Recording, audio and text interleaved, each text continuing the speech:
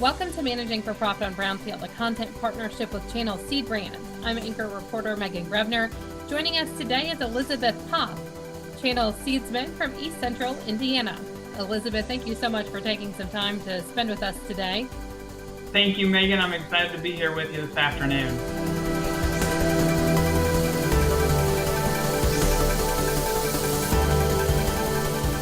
All right, we're going to talk a little bit about Channel Seedsman and how they leverage that on-farm data analysis. But given the time of year that it is, let's talk a little harvest update and how are things looking and progressing in your part of the state? Yeah, absolutely. So a very fun time of year, getting into harvest, one of my favorite times. But to tell you the truth, here in East Central Indiana, we're off to a little bit of a slow start. We just really started rolling about last week here. There's some beans coming ready, but a little bit slower than years past. But I've got a lot of customers that have got things ready or just itching to pull them out of the shed. So we got some rain, actually some much needed rain here last night, about an inch, and we were very dry. So that's nice. And hopefully we'll get through that. And then probably next week, you'll see quite a bit of guys start and get going. How has the quality of both soybean and corn crops been this year? I know lots of the country, and especially your part of the world, has been a little bit on the drier side. How have things been holding up? Yeah, so Megan, if I had one word to really describe this growing season, it would be spotty. It just depends on where you're at, when those rains came through. We have been dry, extremely dry, but getting out in the fields, walking it, and then we on our personal farm, we just got started this week too. I've been really impressed, and I think some of it, that's the tip of our hats to some of our improved genetics over the years and things, and having traits like drought guard and those things have really helped. And I think there's going to be some good, there's going to be some bad, but there's going to be a pretty respectful crop, I think. But there's also going to be some ugly pieces. It just kind of depends on where you're at, and and some management practices and how the weather fell. So very spotty.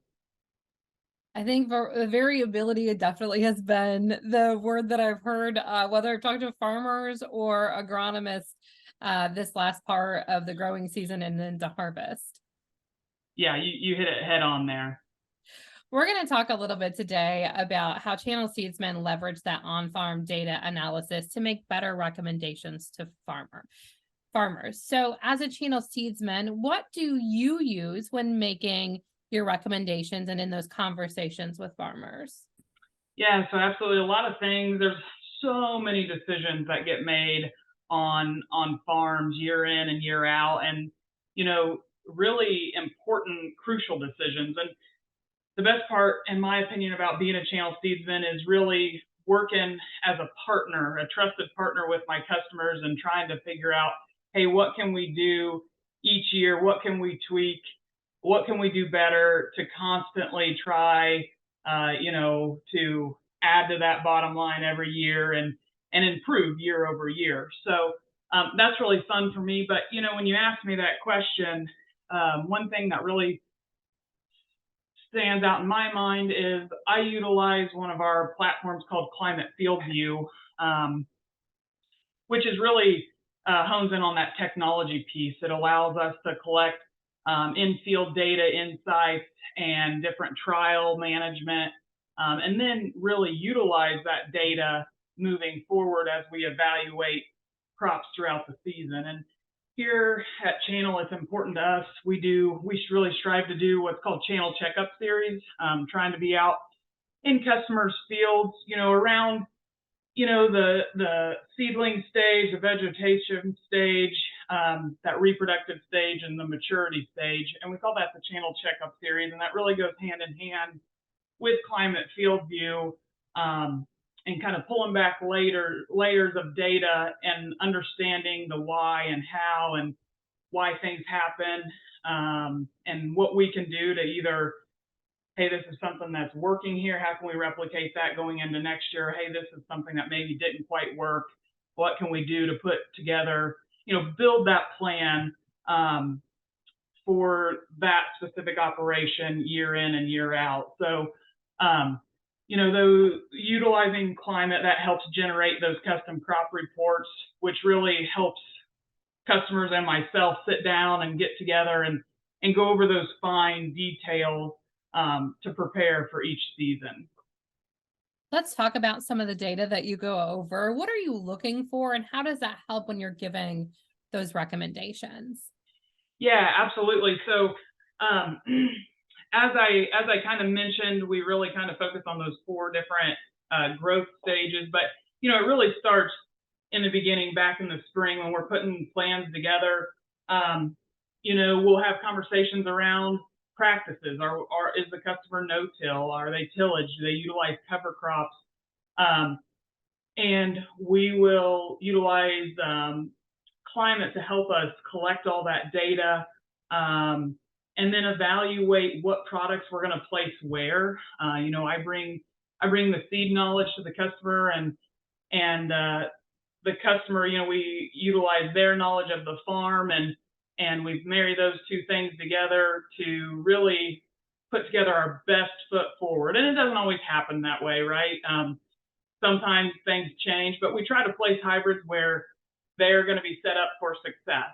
And in that seedling stage, before planters even start rolling, we're talking about, hey, where do we want to be on? Let's talk about depth, making sure we're getting the seed to soil contact we need, spacing, or what kind of fertilizer we're using with the planter, how we're going to get enough product out there, and putting those plans kind of together to try to execute them.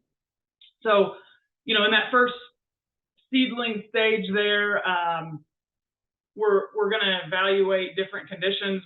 Maybe it's a weather condition. Maybe we're getting a lot of rain and we have to end up changing out of a later maturity hybrid to an earlier maturity hybrid. We just really come together and try to make those decisions the best we can to fit that operation. So, and then secondly, we'll come through and, once things kind of get in the ground, we'll do our stand counts, and then we'll move to kind of that vegetative stage where we're checking for more of your disease pressure, your insect pressure. We're going to evaluate stalk health as things are going out of the ground, and each hybrid, each variety is a little different, and each farm's a little different. So we'll try to utilize the technology we have at our fingertips to help propel forward. So like on climate, for example, there's the field health imagery. So what I like to do as a channel seedsman, especially as we get going in the season, I like to look at the vegetative map, and I can really start to paint a picture of what's going on out there just based off of aerial imagery. Like right now, we've got a couple trials for a customer that did a different population trial, or even he wanted to test the speed of his planter. If he planted at, this speed versus even bumping it up just some, 1 mile per hour higher. And so we're setting those kind of trials, if you will, up here in the beginning. And then as we get throughout the growing season, we'll come back and we'll utilize those reports to kind of see if we see a visual difference. And then obviously when you get to harvest and you can actually weigh things, then hey, it paid to slow down a little bit when I was planting, or hey, it didn't make a difference, or my population trial, this was my sweet spot, this is where I want to be. So we'll use things like that to kind of help drive those decisions. But then, we go into that reproductive stage, and that's where we're really focused on evaluating pollination and pod set development on soybeans. And a lot of that comes down to what kind of weather we get when we go through pollination. And you don't quite know that, right? That's the nature of the beast. But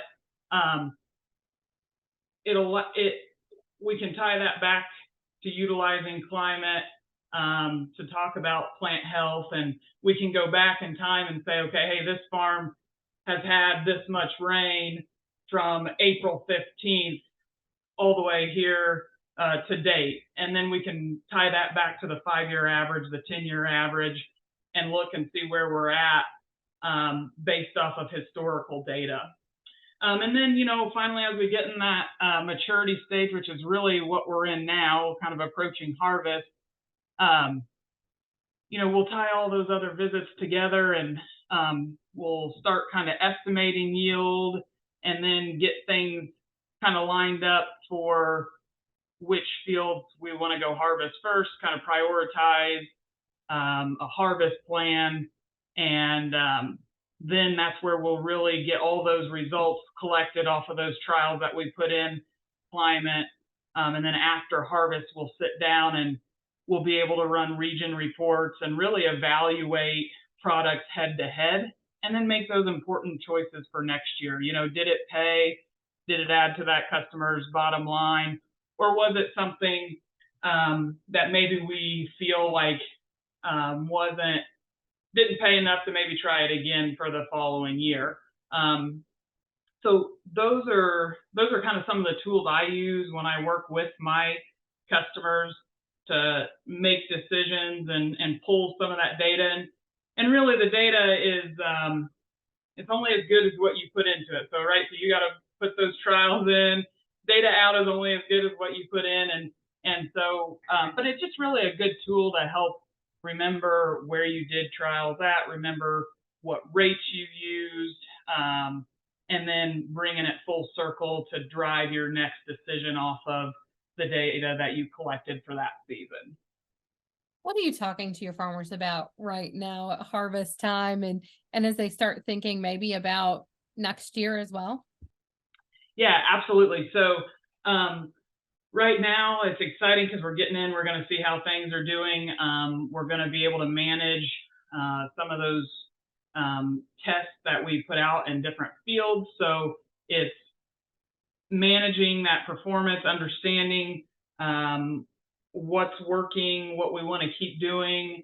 And right now, as combines are rolling, we're really discussing product performance and how that'll kind of impact our future decisions, especially for like seed. This last year, maybe they had a new hybrid out, so they're going to be able to evaluate that hybrid, and then moving forward, place it for the following year if that's a product that we want to continue with. So right now we're having conversations around, hey, where were we successful?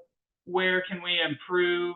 And what are we going to do to get there for next year? So, and using climate helps me drive some of those conversations, because it's like our digital notebook of what we did throughout the season, and helps us get insights to drive those decisions and get orders in for next year for products.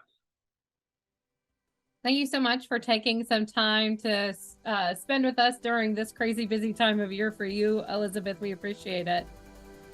Absolutely. Thank you, Megan. I appreciate it. I'm Megan Grevner with Managing for Profits, a content partnership with Channel Seed Brand on Brownfield.